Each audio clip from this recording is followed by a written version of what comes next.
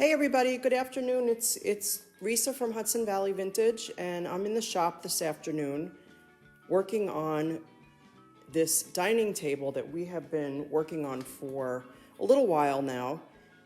And Kevin, what he did so far was clean the whole thing, sand down the top. You guys may have watched some of that. And also over the weekend, he painted the bottom. So this is an antique refractory table, and basically what that means is that the leaves store inside right there. So right now it's in the open position, so basically the leaves store inside, which is pretty cool. In a previous video we showed you how to sand the top, and today I'm going to stain it. I'm using General Finishes gel stain, which is my favorite stain, and this one is called Java, which is probably their most popular. It's their darkest brown. So I'm going to turn this camera around and show you how to do it. Super easy. What I have is, let me show you what I have here. Okay, so I have I like to use sponge brushes. So I have two sponge brushes. I have a 2-inch and a 1-inch, and I have shop towels, blue shop towels. This is an oil-based stain. I don't want to put my rags in the washing machine. I want to throw them away. So that's why I use the shop towels.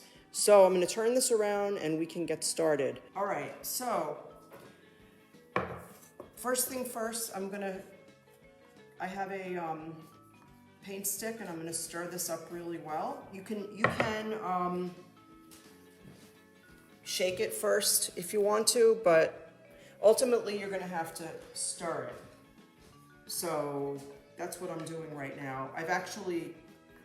So I'm starting off with a 2-inch brush, which is mostly what I'm going to use. I do have a 1-inch brush though for detail areas.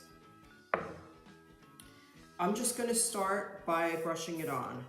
And I'm not terribly worried about how it goes on, except that I want to make sure I cover everything. I'm not glopping it on, but I am making sure that everything is covered. So this table is oak. The top is oak as well, but the top is a veneer. The reason I look like I'm kind of like dabbing in some spots is because there's a detailed, I think you can see it, there's a detailed sort of like a beading or an inset here, and I want to make sure that the stain gets in there too. I am going with the grain, but I'm not terribly concerned about being perfect about it. So that went on really easily. I actually probably should have started in the middle, but that's okay. So I'm going to move around here a little bit. Kevin is not here, so I'm kind of trying to be my own cameraman. There we go. Hey, Martha. This is super easy to apply. I'm just going with the grain. You don't need to glop it on. It is thick. It's sort of like the consistency of a pudding, which is nice because it's not dripping all over the place. It's nice and easy to work with, but you don't need to glop it on. You want to make sure you have every part of your surface covered.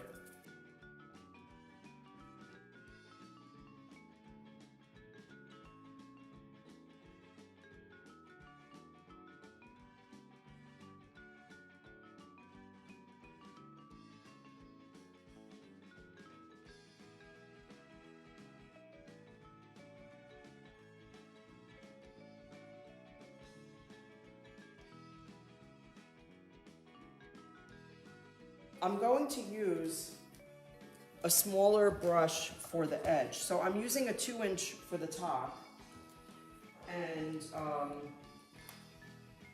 while I do the edge, I'm using a 1-inch. The reason I'm using a 1-inch is because I want to use less gel, and I want to be extra careful that I don't get it on the paint below it.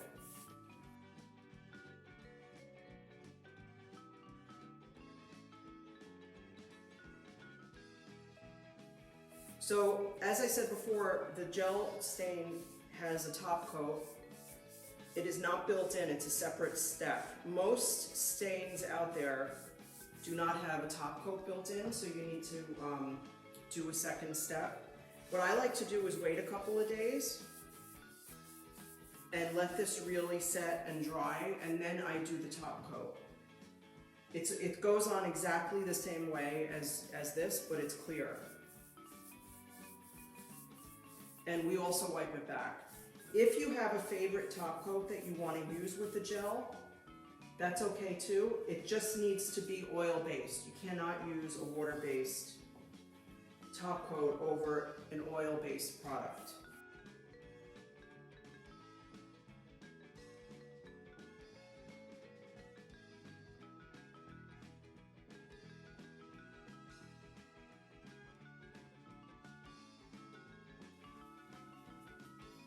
Okay, so I'm going to show you how to wipe back this small section here, and it's going to be the same all over. Okay,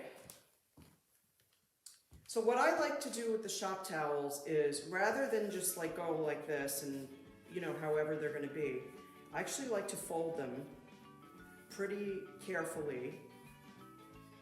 And the reason I do this is because now I can control it.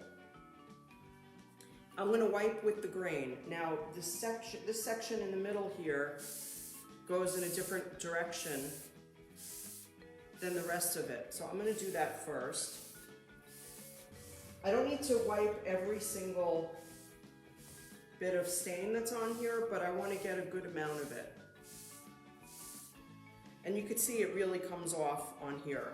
So I'm just making sure that I get this little indent, and then I'm wiping again because it's in a different direction. So the way that you wipe back your table is a lot more important than, or your dresser or whatever. The way you wipe back your stain is far more important than how you apply it, because the way you wipe it back is how it's going to dry.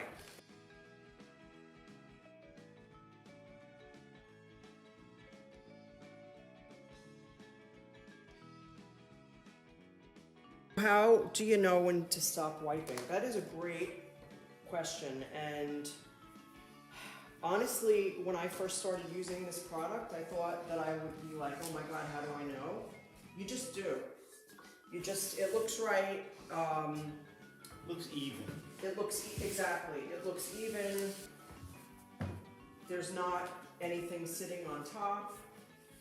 It's not going to be dry. You're not wiping it back till it's dry. So Kevin's doing it now. So Kevin is, so now let's look at where we did already. So look how nice that looks. Doesn't that look nice?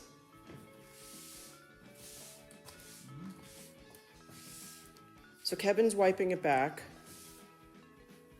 And you're not like, it's very hard to describe, but you're not wiping the stain off. You're just wiping back. Actually, this is how I'm going to explain it to you. You're not wiping the stain off. You're just wiping back the excess stain. So if you've ever used glaze, which I think you probably have, it's the same kind of thing. You're just wiping back the excess. So I'm going to sign off. If you guys have any questions, please post them in the comments. As I said before, so this is a General Finishes product. It's General Finishes gel stain. And we're using Java, which is their darkest brown. Kevin painted the base of the table in antique white. And that's it. I will send photos when it is done. Thank you guys so much. I hope you enjoy the rest of your holiday, and we will see you soon. Take care, everybody.